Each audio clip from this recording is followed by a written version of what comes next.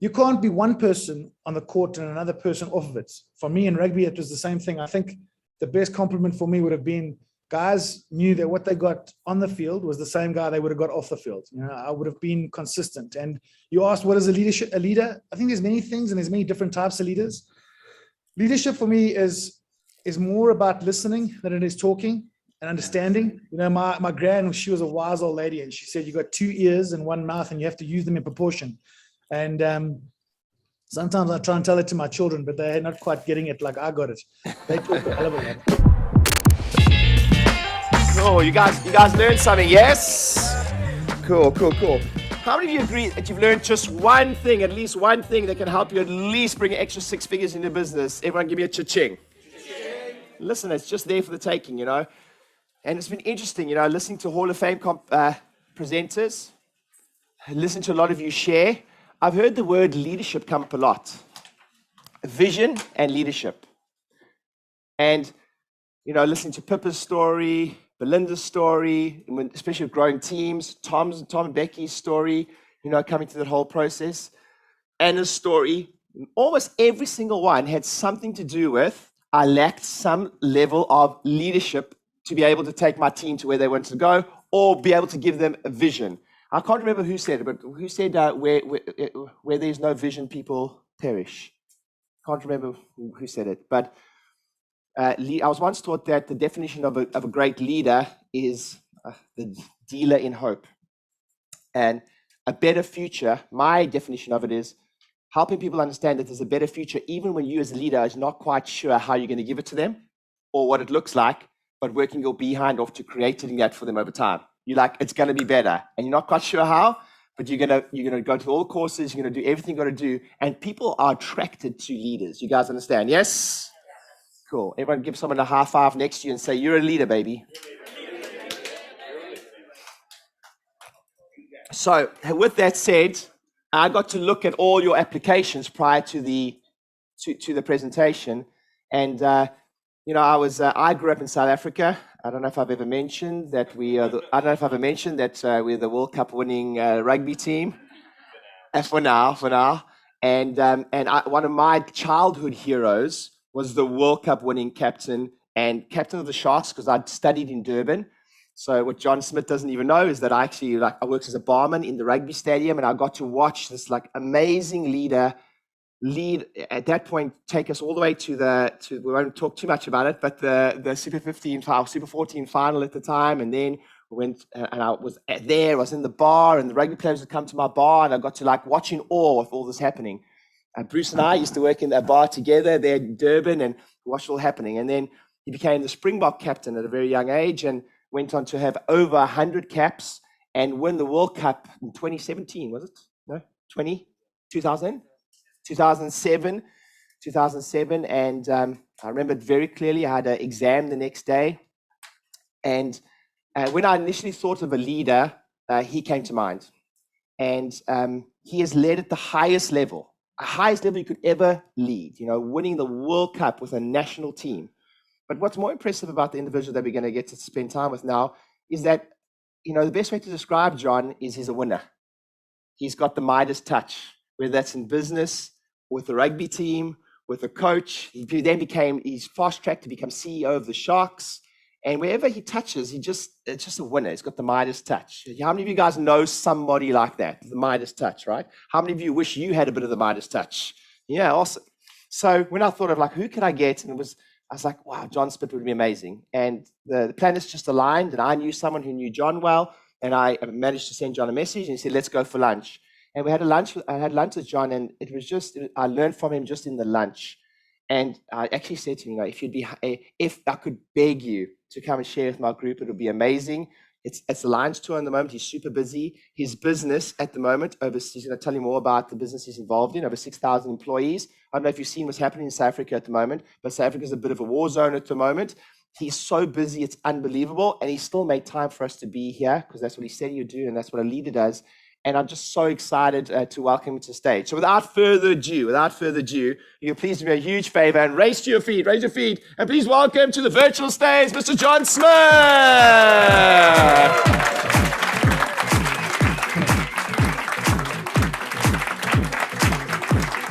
Awesome.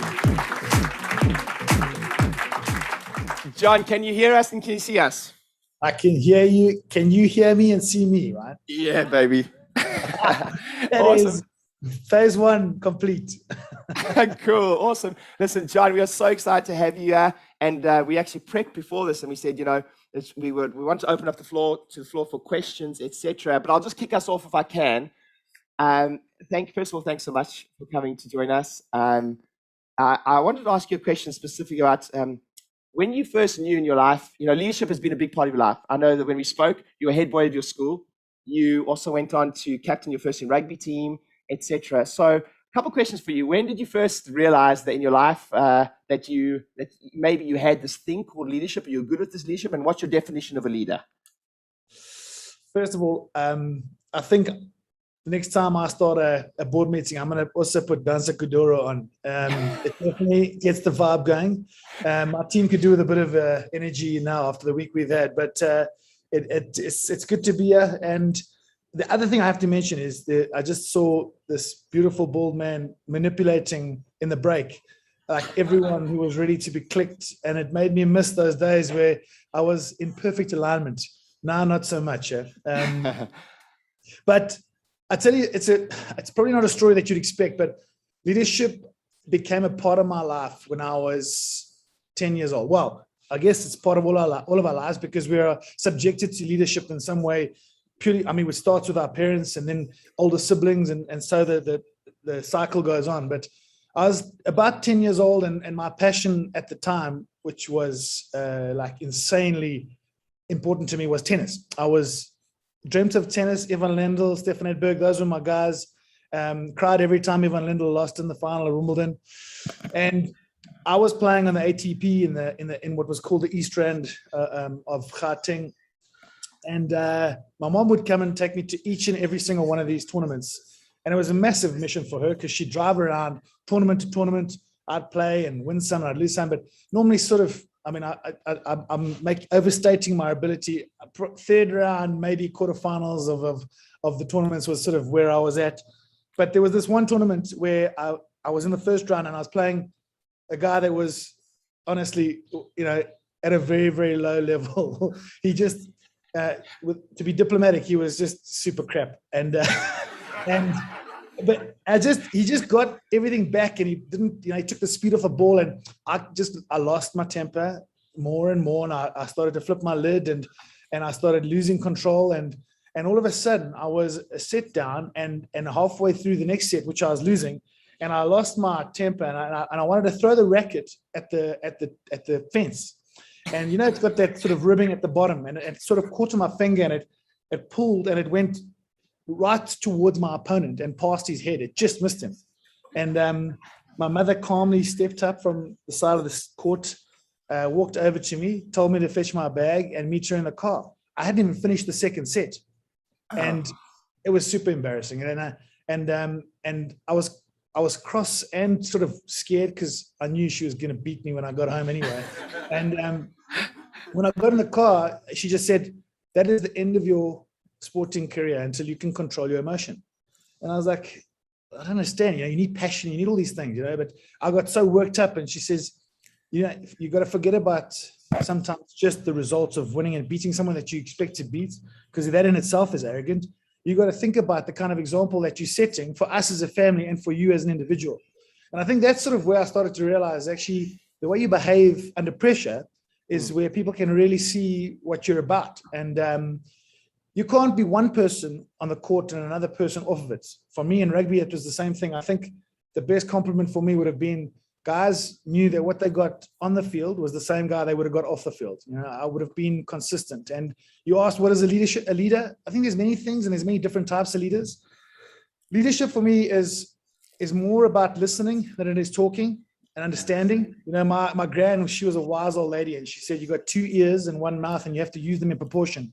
And sometimes I try and tell it to my children, but they're not quite getting it like I got it. They talk a hell of a lot. But the more you listen, the more you understand people, and the more you understand the diversity of a group, a crowd, a family, a business. And so that for me really is what leadership is about. And the other thing about leadership, which is a fundamental actual fact, is you can't lead if you don't have followers. If people aren't prepared to follow you, you can shout and scream and do whatever you want. If you haven't earned the respect and you haven't shown them that you have the ability to take them on the right path, you're not going to have too many people staying in a queue. Okay, thanks, John. Pretty cool. I think watching you lead the Springboks and the Sharks, and reading your book, it was interesting. You said just to make one specific point, you spoke about the culture within the Springboks at one point being, as a new person coming in, there was this like initiation type vibe, and how younger people, and just so you know, reading your book and understanding that process, how coming from South Africa for me too, it was when you were the lighty or the young person in the group, you got carrying bags and you were doing all the bits and pieces, and that was fine. But there was a line; those same people had to perform with you on the field. And I remember reading your book and thinking of my team. So thinking of new team members coming in. Your new team members, yes, they may be learning, they may be doing, but they're still serving. They still have to perform on the team. They still have to do the business for you. So I wonder if I could ask you a direct question or a specific question around that. How did you slowly change that culture from that, when you came in, you were kind of nothing, started to lower, don't speak, only speak when spoken to including those people? Ryan, it was a tricky transition. It was a decision that I made in my first week as a Springbok. I was 22 years old, and I shared a room with a guy called David Barry. We made our debuts together, a beautiful human being. And we were so excited about being there and talking about whether this would be like, if we would get on the field and how long it would last. And a lot of that excitement was diminished by the way we were treated by our heroes. In that group was the likes of Joost and Ollie Leroux and Corne Krige and Bob Skinstad and Mark Andrews. And the list of World Cup winners that just carried on. But you sort of would enter a room and you'd sit down at a table and feel hell of uncomfortable, and eventually realize that your table is sort of in the back left corner. You don't really get to mingle with a guy that's got 50 caps. And I was expecting, because I was a sponge. I'd sit until the last person left. As a youngster, I just wanted to hear stories and see how people interacted with each other and learn. And I got none of that. In fact, there were very few of those senior guys that actually took me under their wing. Maybe maybe a guy like Robbie Kempson, who actually wasn't one of the stalwarts or the high-profile guys, but he sort of took me under his wing and he was firm with me, but he at least mentored me and gave me a bit of instruction and guided me on a pathway that would help me grow. And so we sat after a few nights and we were like, this isn't quite what we expected. And we vowed there that if we ever did get to play 30, 40, 50 tests, that we would change the culture, which is super easy to make when you're 22. You fast track 5 years down the line and you that guy, you've got 50 caps and you're captaining South Africa and you're responsible for an environment that is extremely diverse. And it's to explain to people that don't understand South Africans is we've got so many differences and cultures and languages and colors and beliefs. But I tell you what, at the top of that list is provincialism between guys that play for the Bulls or the Sharks or the Stormers and the Lions. It's just, it's difficult to get them to integrate, almost like the British and Irish Lions. The challenge is for the coach to get four nations to come together from hating each other, from three nations hating one nation, and a little bit to each other, is to get them all together and to work together. And the Welsh and the Irish guys in the rooms laughed a little bit harder there, just a little bit. And so, I think the way that I was able to do it was I presented this challenge to all of the senior guys, because in our environment, the change doesn't come. When I was there at 22, I wasn't going to be the change. No one would have listened to me. Change comes from the leadership, from the high profile Springboks, from the guys that have got 30, 40, 50 caps. So I went to the Victors and the Jean de Villiers and the Skalkbergers and the Bucky Sporters, and I said, you know what?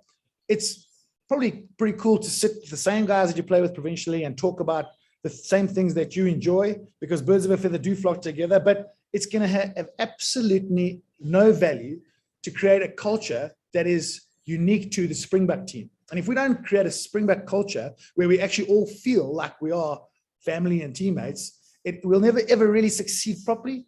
And it doesn't mean you betraying being a bull or a shark or a lion, but what I wanted was I said, sit on a different table at every meal. I've got 3 different meals. And in maybe it's because I'm a fat guy, but I've always found that breaking bread is just the best way to get to know someone, you know? And so when we started doing this and the senior guys started putting themselves out there and creating a culture of, you know, let's see, where did this guy go to school? Like, did he study further? What are his hobbies? Does he have kids? You know, all these little things become big things when the big moments arrive, when you're 5 minutes from the line and you actually understand like what this guy next to you is about. And he just doesn't have the same jersey as you. You actually, you know, his background, his culture, his upbringing, and who he loves, what he loves.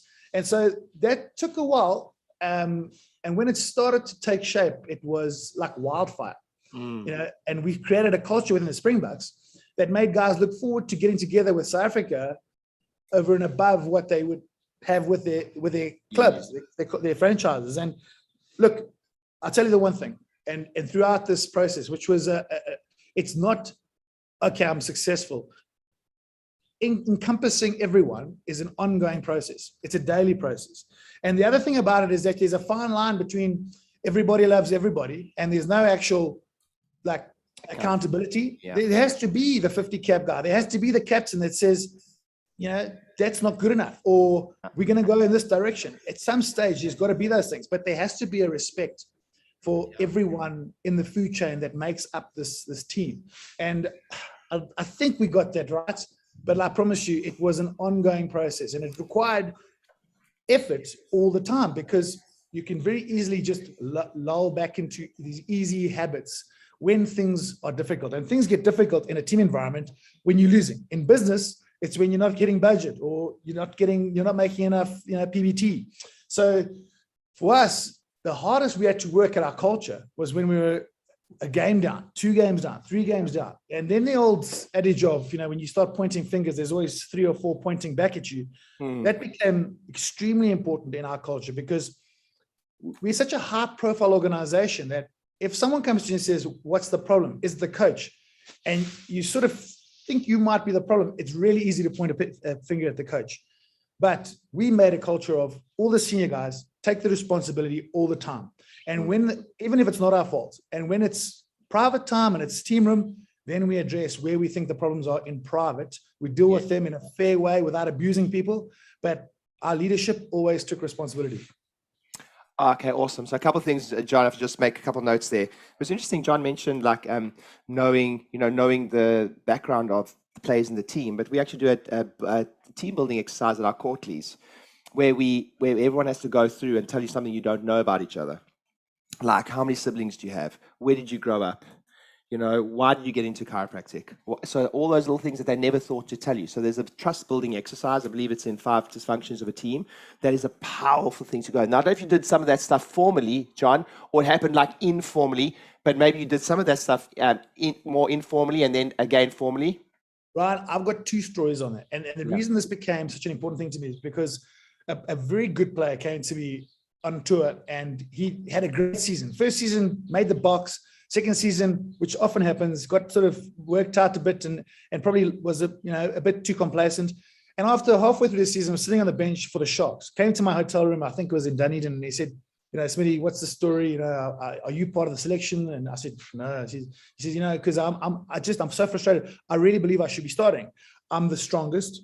I'm the fastest. I make the most tackles. You know, I've got the best work rate. And he had this long list of things that he did best, which thankfully gave me time to think about how I was going to answer this very complicated question, because he was 100% right. And then I said, you know what? I can't argue with what you're saying. I said, but, you know, sometimes you got very far very quickly. And it was probably without the influence of the team. You had a decent team to get you there, but you didn't really need them. I said, but since you've got there, you actually haven't invested anything back into anyone around you. I said, tell me what John Plumtree's wife's name is. I said, how many dogs does Odwin Dingani have? And I thought of all these questions. And to be fair, half of them I didn't know the answers to. But it was the only angle I had at the time. And he had no answers. He had no clue, because he was quite introverted. He wasn't a prat. He was a youngster and he was quite introverted. And I just said, stay behind, catch a few balls for Pat Lambie, throw back to Bismarck, you know, invest a bit, spend a bit of time, get to know. And that had a significant influence on his career. And I promise you, it changed the way he approached things. And then the other story around background is almost, maybe it's, I don't know how it will work in your business, but for me, one of the competitors in a game of rugby was the referee. And I say competitors because if you didn't understand him, he became a competitor. He became a 16. And sometimes it can be your own fault if you don't understand him and know enough about him. So I would, like a nerd, stalk referees, find out, are they married? Have they got kids? What do they study? Do they have any other jobs? Normally it was really crap jobs. That's why they turned to referees. But in general, I would try and do as much research as possible and throw these little nuances in at the warm-up, at the coin toss during the game. And all of a sudden, these referees would think, geez, I've actually taken an interest in their lives. And I promise you, it had an influence on my relationships with the referee. So, well, we don't want to say the results of the game, just the relationship. Right? Relationship. But no, that's really awesome. Another thing you just touched on there briefly, John, was I see it a lot when you first start leading a team, how, Belinda, you spoke about how your life is directly proportional, your success is directly proportional to the amount of uncomfortable conversations you're prepared to have. But segueing onto that, you cannot run a business or a team on democracy. Richard Branson says it's benevolent dictatorship, okay, to a certain extent. And John, you mentioned it there, that you had to have good culture, but there had to be culture with accountability. Now, in business, what we often find is that accountability comes with measuring the numbers. You guys understand? In some way, shape, or form, there has to be some type of accountability. Anyway, anything more on that, on accountability and your relationship with team members, but also your relationship with a coach or your coach, about accountability. The thing is, you're right. I mean, democracy is not a very useful weapon in a rugby team. That's for sure. Well, in anything. I mean, I think about just my own family. I got 3 kids, and my youngest is about 5 years behind. So she's a bit of I think, what's the word for Latlamaki, Ryan? She's late. When you have late arrival. Your late arrival, your last child, like a few years later. Also known as slight irresponsibility. Either way, we've definitely softened as parents. I mean, I remember being super strict with our first child, and our second child probably as strict. And then there was 5 years, and sort of everything sort of went smoothly. And the youngest, and I'll have to say this quietly in case they're listening, but it's just, she got away with murder, and she's high maintenance, and we're to blame. She has as much of a say as blooming I do, which is painful. And in rugby, it's the same thing. When pressure comes, there are 2 kinds of people: those that instinctively know what to do, and those that are desperate to see or be told what to do. And there's no good or bad version. It's just the way we are. And if it wasn't that way, I promise you, we would be at war with each other all the time.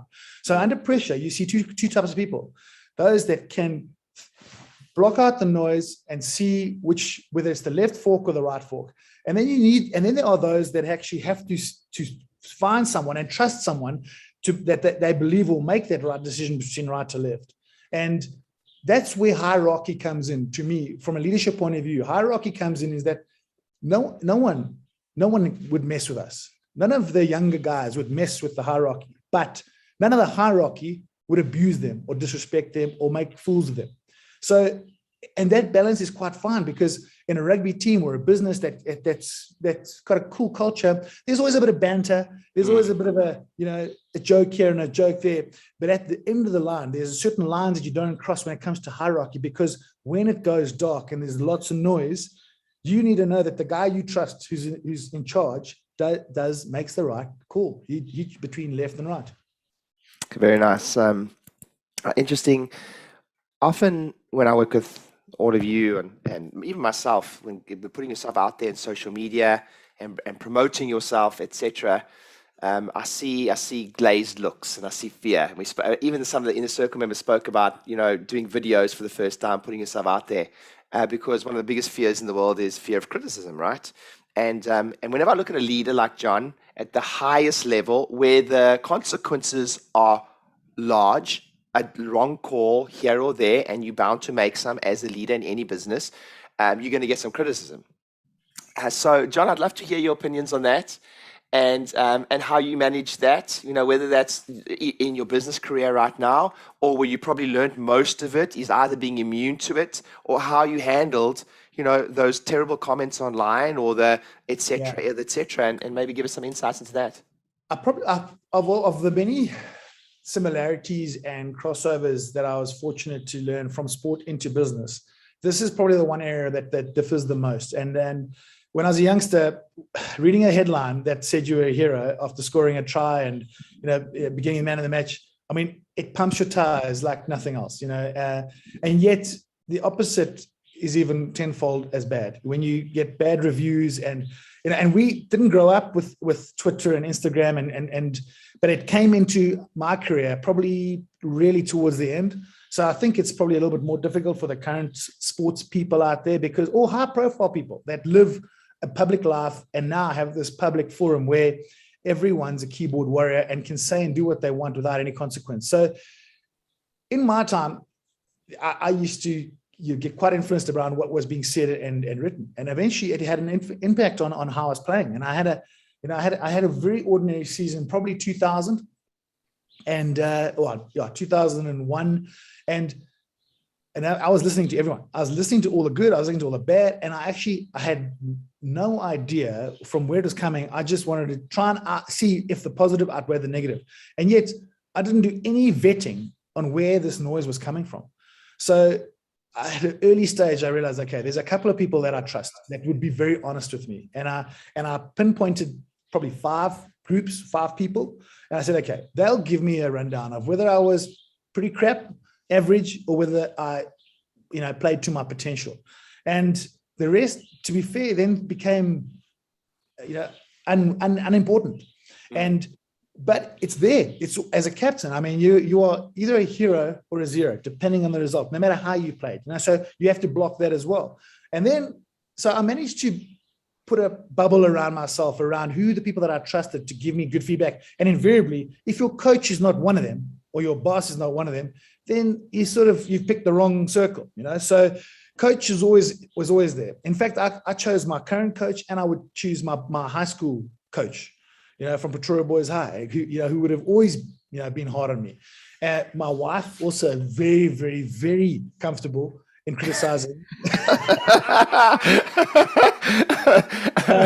And also very defensive of anyone that says anything bad about me. I mean, if we lost a test, she would literally not go to the shops on a Sunday for fear of headbutting someone in the queue of the shopping mall. So and then you move into the business world, and it starts to go quiet, because you've got a shareholding, you've got shareholders and you've got directors on your board, and invariably they're only really interested in how much you're making or whether you're not making at all, and the rest is sort of up to you. So you don't have this constant feel that someone's saying, hey, well done, or geez, you are super crap.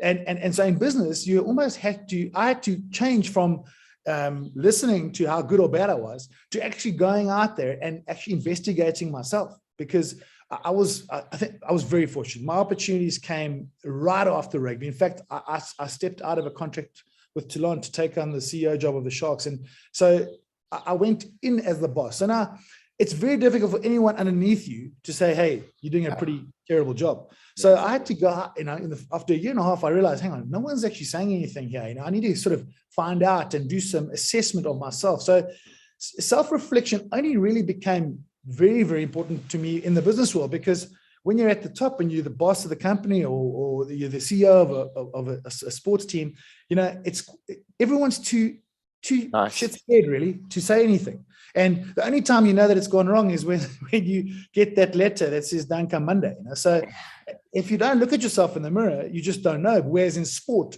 you know every single day. Wow, that's interesting. There's 2 things I got from that. One was, how many times I know I've done this, how many times have a team member, you've approached them and you said, you're not doing the job that you're not doing as well, and you're like, how come you haven't told me?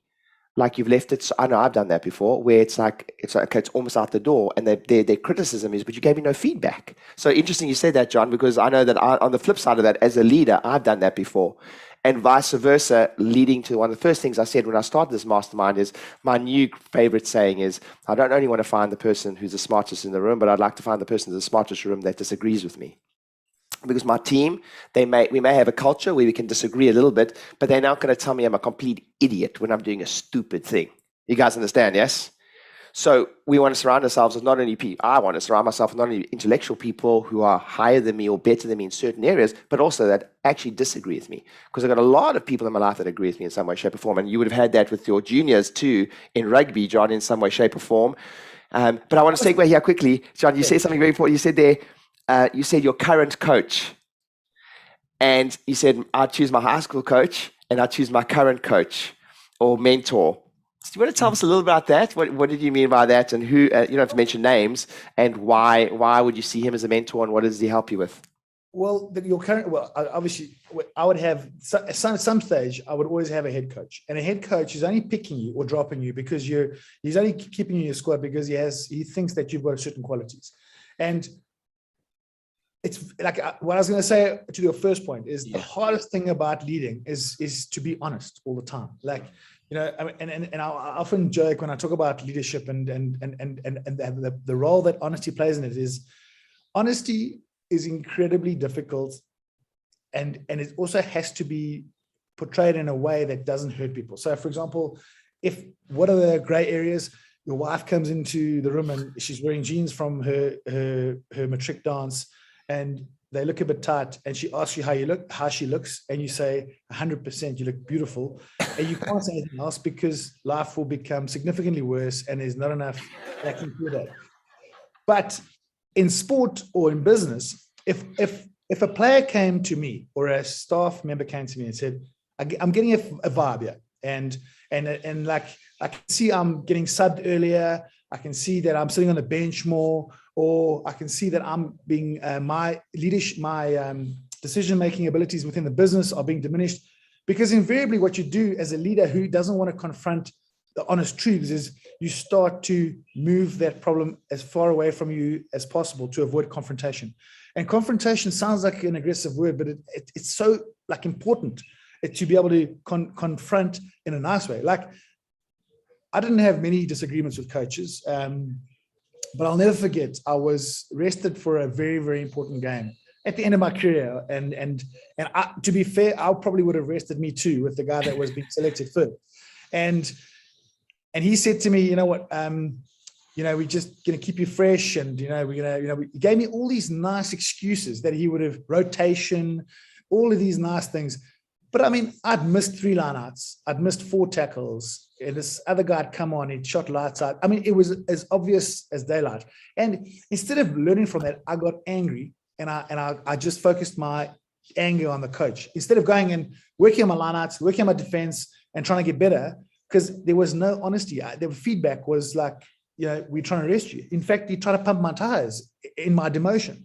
And so the reason why it's important to have your head coach or your CEO or your boss as part of your circle of trust that you rely on to give you honest feedback is that if you go to a boss, it'll take a very, very weak leader, a boss, a CEO, a coach, if approached to say, to not be truthful, to not say, you know what, Smitty, your numbers are down. I'm a bit worried about you. Where do you think you're going wrong?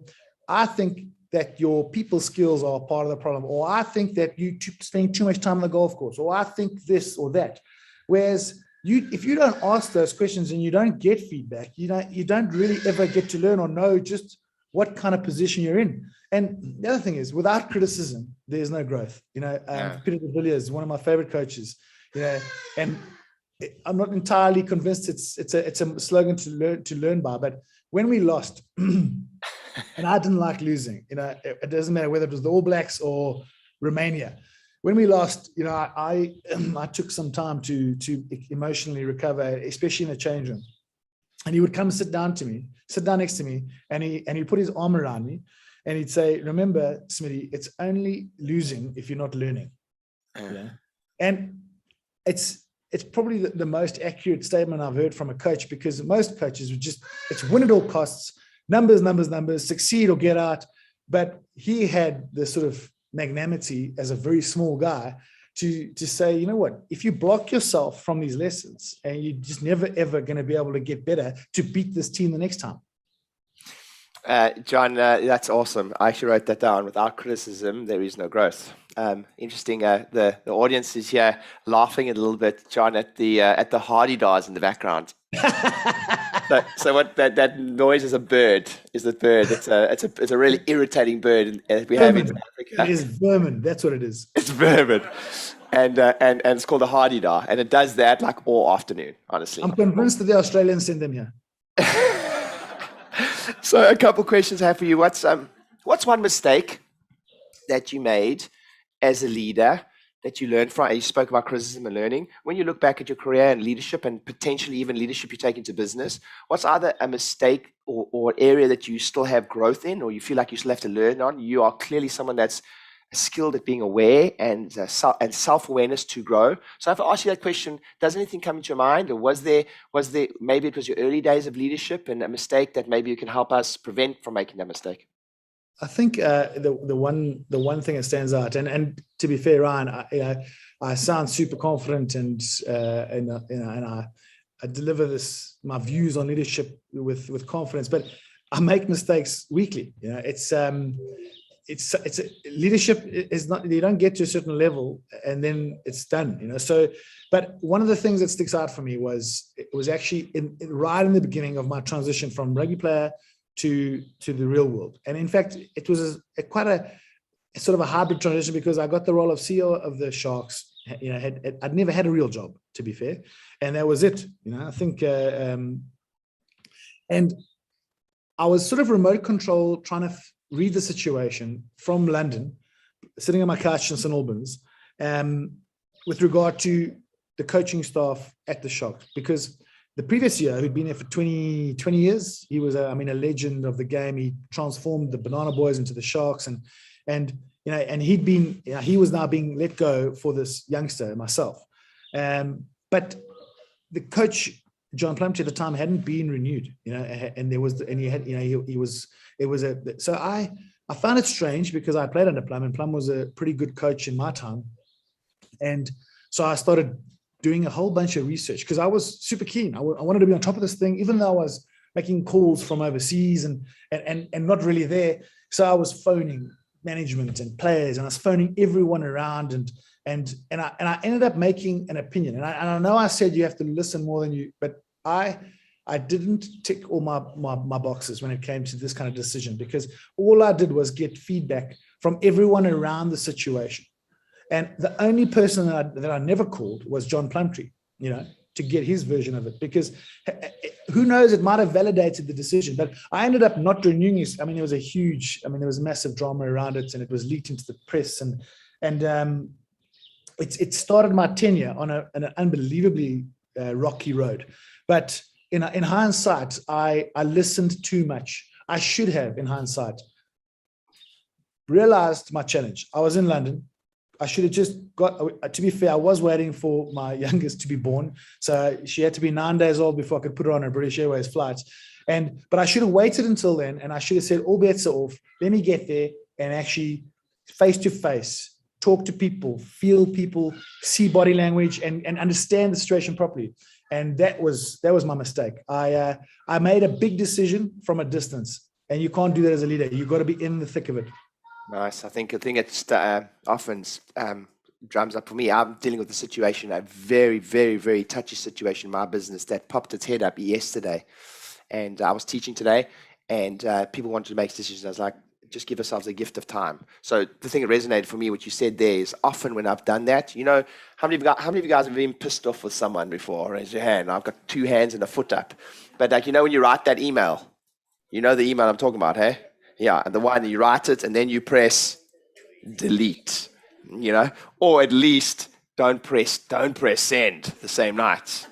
Don't press send. I've never looked back at the email that I press send at. And then what happens? You read it the next day and you're like, oh, can't believe I was almost going to send that. Anyhow, that's the thing I got to that, John, was like potentially like just giving yourself some space and some time, and the gift of time in that. Okay, very cool. So what I'd like to do is I'd like to get a question from the audience. So just take a second. You got a question over there? Okay, we've got a question straight away. So just introduce yourself to John. Say hi. Make sure he knows which rugby team you support. No, I'm only kidding. But anyway, go for it. How's it, John? So I'm Robin. I'm here from the UK. Freaking love rugby. I love what you talked about with the referee and being very personal with him. And I've been speaking with my coach Tom just over there about the referee as well. And I have, even Caldini. He spoke about it in his book about the car salesman in the US being a very personable person. So I have two questions. One is for you, John, and one's for you, Ryan. And John, the question for you is, from your experience as rugby being a personal person with the referees and your transition into the corporate business world, who is the equivalent of the referee in that world? And Ryan, who is the equivalent of the referee in the chiropractic profession? Okay, cool. Go for it, John. That is a good question. So if I had to find a player in my space now, to give you an idea, we are in the services industry. So we deploy security, a cleaning service, and then a maintenance and facility service. So it's turnkey, kind of all the kind of stuff that people don't really want to do themselves. And in our industry, there's probably 10 really big companies, which I think we probably sit close to the bottom half of that top 10. And the referee would be the actual. So we have this tender process where there's you get the client and they present what their need is, and you got to go in there. So there's a like a board, like a council of people, and if you and in the beginning we just go in there and present our plan, and you either hit or miss. But just like a referee, I've started to look into the council or the procurement department of what makes them tick. I mean, to be fair, there's not too many people that get excited about a PowerPoint, but you often just and that's the joy of social media and that. And so it's a bit stalkerish, but I get a bit of an idea of what I think this council or this group of people how they want to see our presentation, what they want to see. Would they want to see a bit of music, or are they just sort of very conservative? They want bullet points. And so I would just do a bit of research into how we were going to present our offering for that particular client, because we're up against 3 or 4 big companies all the time. And we're always sort of the Jack Russell on the ankles to the big boys that are sitting in the top 5. So you've got to find every little bit of advantage you can. And that's always comes from a bit of a personal touch.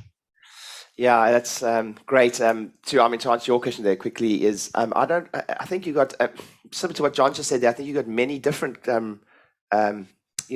referees. So I have the referee that I have loans, I don't have now, but I had loans to pay back. That's a referee. The business actually has to make a profit so I can pay the loan back. I might have mortgages. That's a referee. I've got to pay the mortgage back at £500,000 worth of rent a year. That's a referee. Like, I lose that battle. I'm not going to battle with that referee one moment. And then from a chiropractic perspective, I think I've got some of my best, you got regulatory referees, right? Like, so I can't run my business. There's certain regulations that I can't go past. There's many things that I got there. So it's a bit twofold. It's tenfold, really. There are many different or referees for me in our profession, in chiropractic. Did that kind of answer your question, or did I miss the point? I see what you mean about the accountability with the paying back loans, etc. But who is the person that you want on your side, as John was saying, that you like? Who are you trying to stack the advantages on your side so you can? And that question right there, it brings me back to why we're so powerful. We are so powerful of an industry, and John's in the B2B business. So John has to go, he's not always, you're B2C as well, but you might be doing B2B, you might be selling a big contract to a big corporate, right? Mostly B2B. B2B, okay. So where I say we're so powerful is we're not reliant on one. And so we can just go serve, we do the job as best we can. But if you talk to other businesses, when they lose one contract, they lose like a £10 million contract. So I've got many, but John, I'll colloquially say, like schmoozing and getting the right side of people. We have to do a little bit less of that, but we have to do it every day in small bits. We have present time consciousness with every patient, 15 a day. So that's my referee is always the end user. So my patients, the people that we're serving is always the end. They're always the biggest referee. If they're not coming to the door, like, we're buggered, right? So it's different. You may have in a rugby game a big referee. We've got 100 a day. Like, if they're not coming to the door, and I've got to connect with each one of them, I'm going to be present with each one of them. And even harder for us, actually, John might have one big account where he may research the CEOs making a decision about the finance on that contract. We, like I always say, like in your notes, we need to remember 50 people what's their son's name, and does Johnny play rugby, and does he have a wife, does he have not, etc. Does it make sense? Yeah. So that's my answer to that. Great question. Great, thank you. Cool. Who's got another question? Okay, yeah, in the corner. Well, let's go to Tom right there. Tom's right there, and then we'll come around, and then another microphone in the front. Thank you. Hi, I'm Tom. I've only ever watched one World Cup in 2003, so I'm not quite sure what you're talking about. So my question is, say someone like Delalio knocks you flat on your face, how do you get back up from that? And I say it with jest, but if you've been knocked down and you're in the thick of a game, what do you do for yourself, but what do you also do with your team to get them back up and get them going again? Good question. It's you know what? It's pretty cool is that it's so different. Like it's one of the big differences that I found as well between sport and business is that, I got smashed many times, to be fair. And sometimes it was even by my own teammates playing provincially against each other. And guys that I won a World Cup with would give me a good smack during a local derby. But it's the other thing is that it's how you handle getting knocked down, because every single one of us gets knocked down or gets smacked or gets cleaned up somewhere. And in rugby, it's probably the wrong place to learn about it, because it does happen often. And if you stay down, I don't know, maybe I'm talking to the wrong crowd here, but I think it's the key difference between why there's very few rugby people that are massive football fans, because of how the guys stay down and the kind of sort of scene that they make. Whereas you're going to get smacked. Take your medicine and get up and shake it off. And the best thing with rugby players is that they try and pretend, even though your head is ringing, you don't know what comes after two. There you go, the hottie guys. You don't know what's going on. You have to pretend like this guy had no effect on your life. Whereas in business, like I just found, like, people would get so sensitive about other businesses trying to get an advantage. But I mean, it's competition. Again, let's also put it this way: being smacked down is not exactly legal in rugby, but it's sort of, and it doesn't happen as much as it used to. But in business, everyone out there is trying to find a way. And, if you spend your time getting irritated by someone who's taking a pot shot and is beating you to a certain mark, you've reacted badly to that shot. You've got to figure out how to get around that, figure out how to make that competitor realize that it's had absolutely no influence. You haven't even spoken about them, and you've got something else on the go.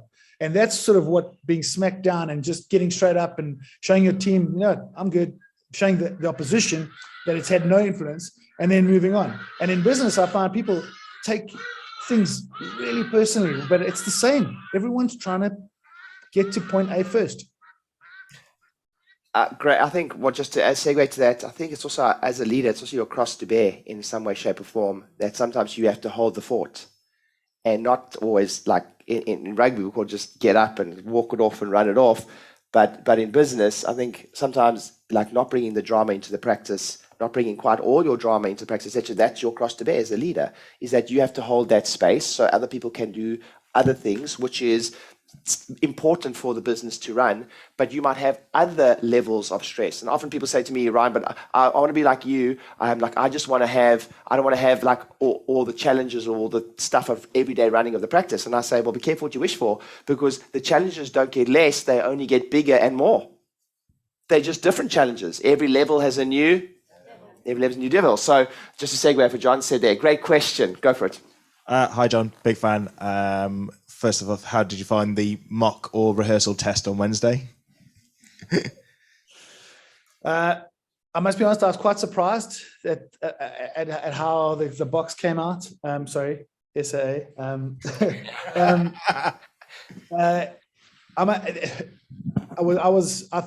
thought they'd be lagging. I thought that the kind of challenges they've had with COVID they got their first session on the field after 14 days on Sunday, and they were able to come out sort of with that intensity.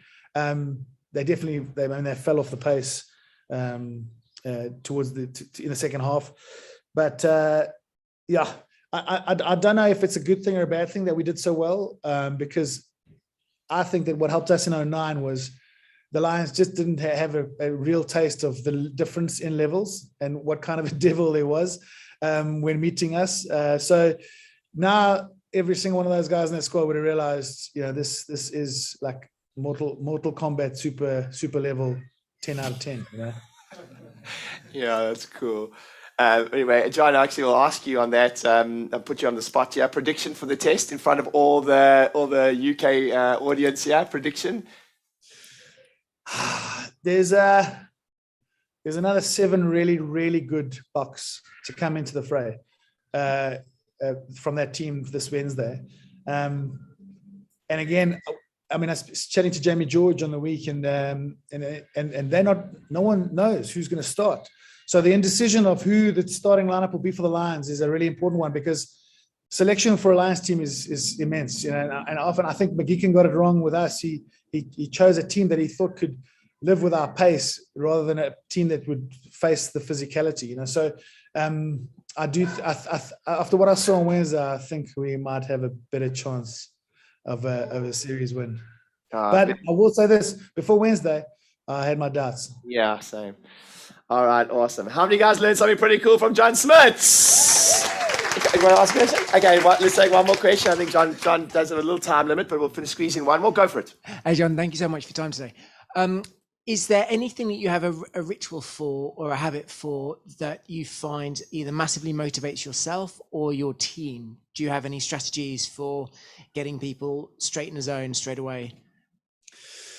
That's a really cool question, because the things I'm going to tell you, you're going to laugh at. So, I mean, rituals, superstitions, call them what you like. I always used to have spaghetti bolognese on a Friday night.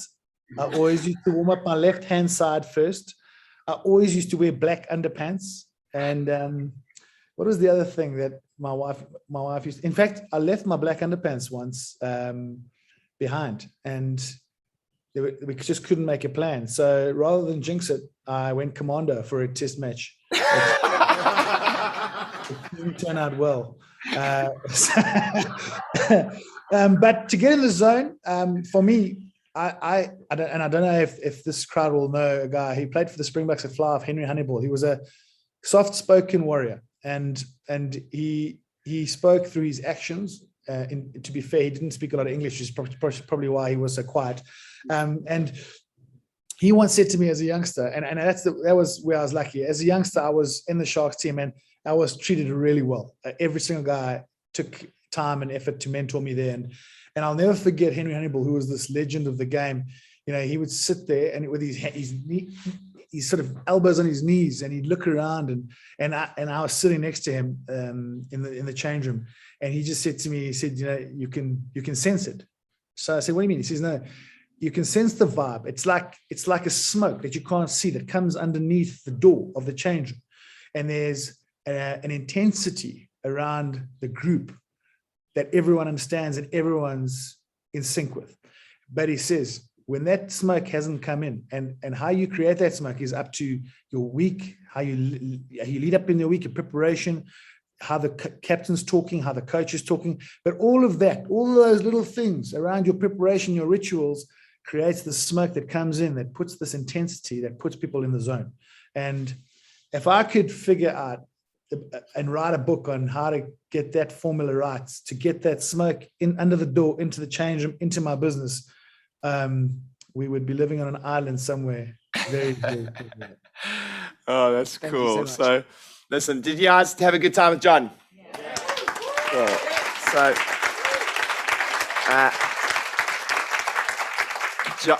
John, thank you so much for your time today. I know that things are pretty hectic there in South Africa, and you're at the forefront of it all. John's in security, so he said to me he doesn't have when I spoke to John during the week, he said not a single vehicle, firearm, or personnel he's got left in the business in any way, shape, or form in a country that's like desperately looking for security. So thank you for making the time for us today. Just brilliant. I learned so much, and it was an honor and a pleasure to have you on today. And I'm looking forward to our next lunch in Pretoria, and where we can chat about some of these things. And I actually joked with John once. I said, what if we said to the audience that they can come on safari with myself and John Smit for 2 days? How many of you would do it? I'm just putting John on the spot here a little bit. I hadn't spoken to him about this yet. My hands up, bro. Okay, cool. But anyway, I gotta say thank you, and also gotta say I apologize for the dogs, the kids, the holidays, but we are all locked down still. So it's wonderful to see you guys out and living reasonably normal lives, but we're still locked down. So this is from the patio of my house, and so we've got Mr. Delivery delivering food because people don't want to go outside because of the safety issues. We've got kids riding their bikes. So the holidays, I apologize for the background effects. No, that's awesome. John, thank you so much for your time today. We look forward to seeing you as a sport pundit, like we always get to watch you, and your continued wisdom in that field. And thank you so much for making time. This was absolutely brilliant. Everybody, please give John Smit a huge round of applause.